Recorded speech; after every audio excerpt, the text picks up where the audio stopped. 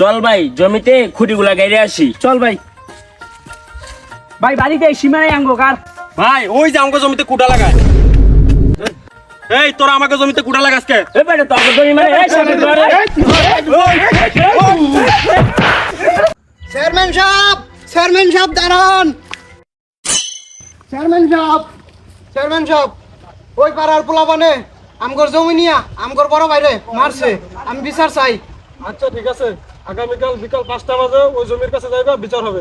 ঠিক আছে চেয়ারম্যান সাহেব। কি সমস্যা তোদের বল।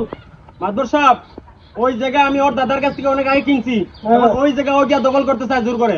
না আব্দুল সাহেব এই জমি আমার দাদা বিক্রি করে নাই, না এই মাদুর জমি সাহেব আমার। আমার। চুপ করো তোমরা, চলো ওই জমির কাছে চলো। হ্যাঁ চলেন চলেন চলেন।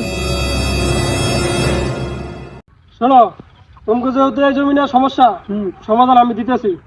দাঁড়াও তোমরা। হ্যাঁ শোনো, আজকে থেকে উত্তর পাড়ার জমি তুমগো আর দক্ষিণ পাড়ার জমি তুমগো, আর এই মাঝখানের জমি আজ থেকে আমার। এই কি করে